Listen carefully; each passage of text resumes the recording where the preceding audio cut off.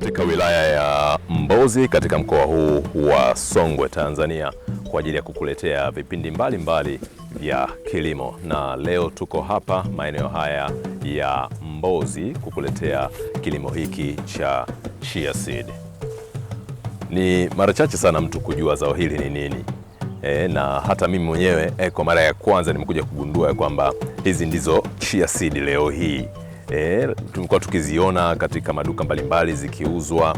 Kwa hiyo leo tuko hapa maeneo haya ya Mbozi, tuko na ndugu yetu Ignas kwa ajili ya kutueleza zao hili la chia seed ni namna gani ambavyo yeye analima chia seed, na chia seed ni nini hasa na zina faida gani katika mwili wa binadamu. Twende na mimi ili tuweze kujifunza zaidi kuhusiana na zao hili la chia seed. Kama unavyoliona limeshaanza limetoa maua na tayari limeshaanza kuzaa hapa.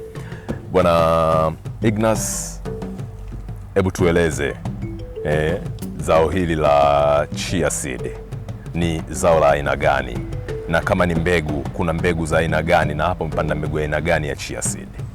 Asante, nashukuru. Kwa zao hili mbegu ni aina moja tu, ili isipokuwa kutokana na mabadiliko au matamanio, huwa haya mabadiliko ya mbegu yanatoka ni baada ya kuona baadhi ya sehemu huwa kuna kuwepo na changamoto, labda pengine inaonekana kwamba hii haistahimili ukame, hii sio haifanyi nini, wataalamu kukaa maabara kwa ajili ya kubadilisha mifumo.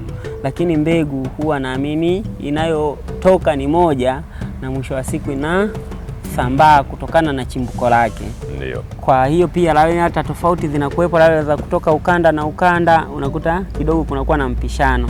Lakini kwa hii chia seed, kwa ufahamu wangu na anavyoifahamu, na mbegu aina hii moja tu, ila labda vile kwa baadhi ya mataifa kutokana na udhibiti huwa wana kanuni ile ya mfano kama mbegu yao au ni bidhaa inatoka nchini kwao, huwa wanaidhibiti isiweze kuenda kumea sehemu nyingine ila iwe kwa manufaa ya ya chakula tu. Kwa hiyo kwa maana ya kwamba ukienda kuiotesha haioti kwa sababu ya kudhibiti maslahi ya huyu mtu kwamba na yeye akanufaike nayo. Chia seed ni nini hasa? Chia seed ni zao ambalo lina manufaa kadha wa kadha kwenye matumizi ya chakula kwa binadamu kama sehemu ya lishe. Kwa maana kwamba ina faida nyingi ndani yake ambazo zinahitajika ndani ya mwili wa binadamu. Hususan unakuta tuna changamoto ambazo unakuta wakati mwingine za kiafya zinaweza kutatuliwa na chia seed. Kuna watu ambao unakuta wana changamoto za kuzidi uzito, anaweza kupewa maelekezo namna ya kuitumia ikamsaidia kupunguza uzito. Kuna changamoto za hata watoto, yani watu wazima, matatizo ya kiakili, yani afya ya akili kiujumla.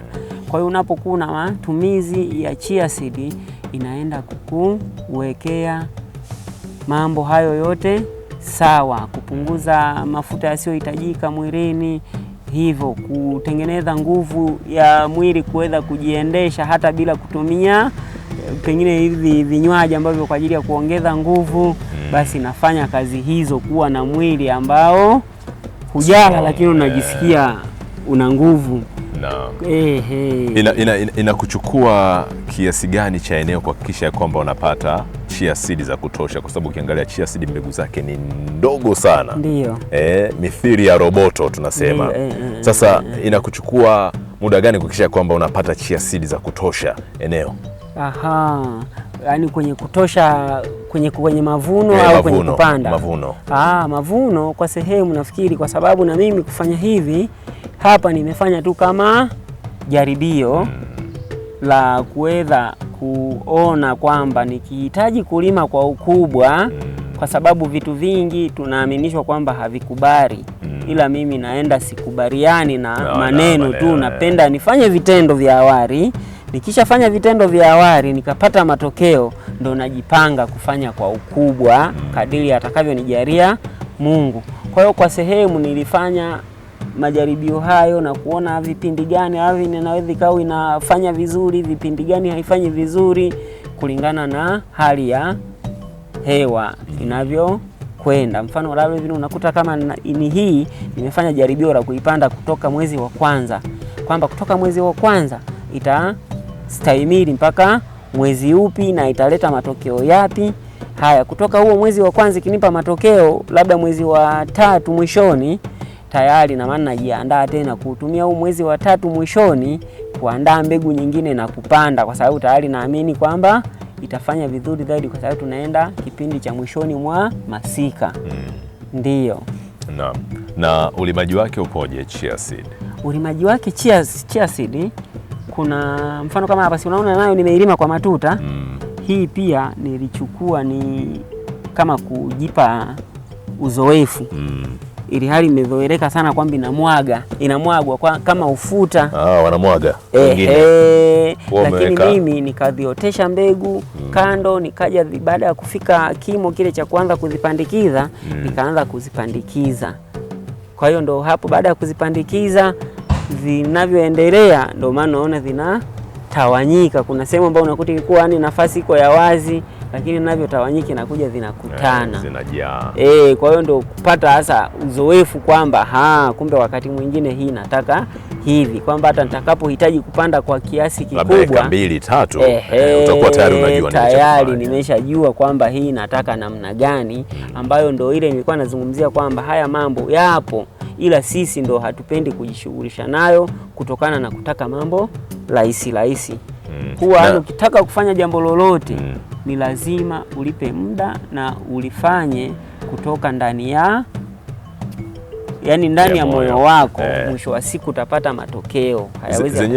Zenyewe zinachagua ardhi na hali ya hewa, ambacho ndo awali nilipata maelezo hayo kwa wale ambao wanasikia kwamba inatoka si sehemu gani, si inatoka Bukoba, inakubali Bukoba tu, si inakubali taifa fulani. Lakini mimi nikaona hapana, ni lazima nifanye jaribio. Hiki kinachoambiwa ni kweli.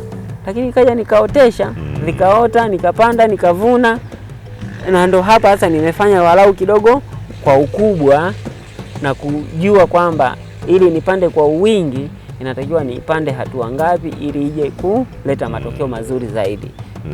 Taratibu zake za upandaji, distance, malezi mpaka kufikia hapa. Ndio.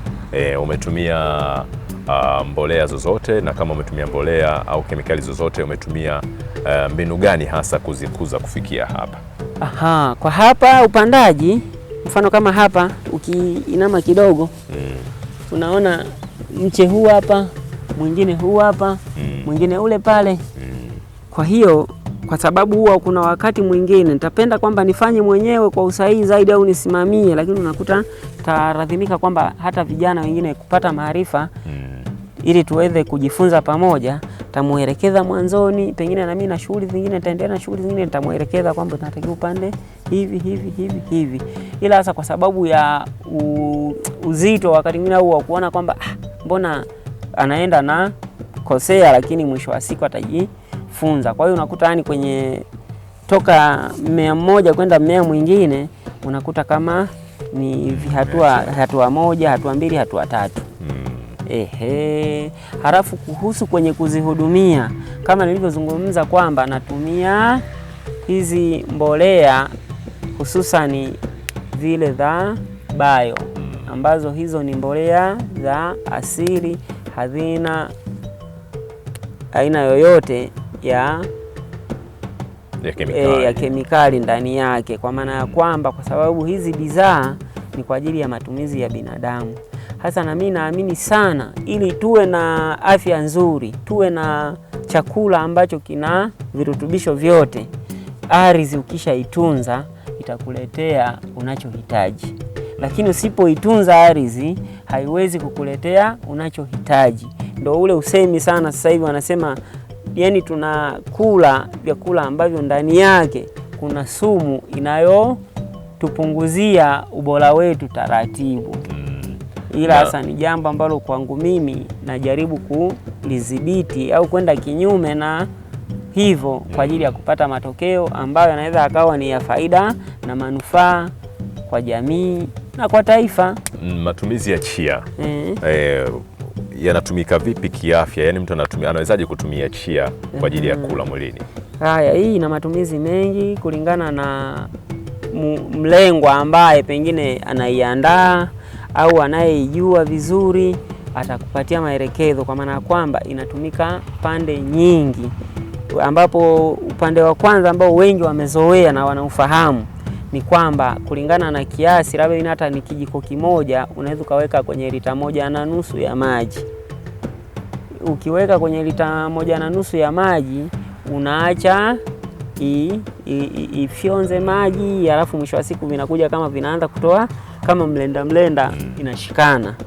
Alafu hatimaye yale maji ndo unakuwa kunywa, labda hata kama ni siku nzima, ni kwa masaa, basi ukinywa unahisi mwili yani kama umekula wakati huo hujala, ambayo ndo faida zake. Lakini kwenye masuala ya ndani ya mwili tayari inaenda baadhi ya kupunguza changamoto za ndani ya mwili, kuimarisha mfumo wa mmeng'enyo wa chakula, kuimarisha labda pengine kwenye mambo ya joint huko. Unakuta wakati mwingine kuna changamoto ambazo unakuta yani kwenye maisha tunayoishi ya kila siku zipo, inaenda kusaidia.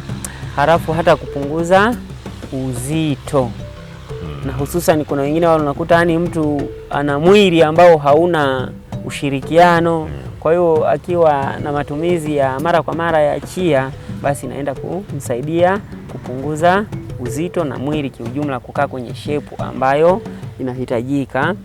Halafu tena matumizi mengine unaweza kutumia hata kwenye juisi, unaweza kutumia hata kwenye baadhi ya hawa wanaotengeneza wenzetu hivi vinywaji.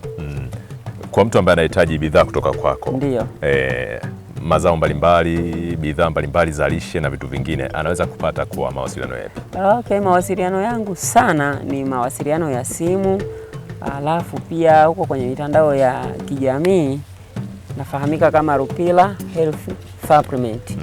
Alafu na kwenye masuala ya mawasiliano kawaida ni namba ya simu ni 0757 302225. Pia kuna 0710 61 2225. Naam. Ndio. Mtazamaji, huyo ni ndugu yetu Ignas, yeye ni mfanyabiashara. Kwa hiyo kama wewe unahitaji mazao mbalimbali, kama unahitaji alizeti, karanga, chia seed na vitu vingine, basi mtafute kwa namba hiyo. Pia mlongi, bidhaa zinazotokana na mlongi na zinginezo anapatikana pia katika namba hiyo. Mimi ni Sauti Biego, tulikuwa hapa maeneo ya Mbozi, Songwe, Tanzania kwa ajili ya kukuletea kuhusiana na kilimo hiki cha chia, kama unachokiona hapa katika shamba hili, ambapo yeye amelima kwa majaribio eneo dogo, kuangalia kwamba baadaye akitaka kulima kwa eneo kubwa ni namna gani atafanya. Hatuna la ziada mpaka wakati mwingine.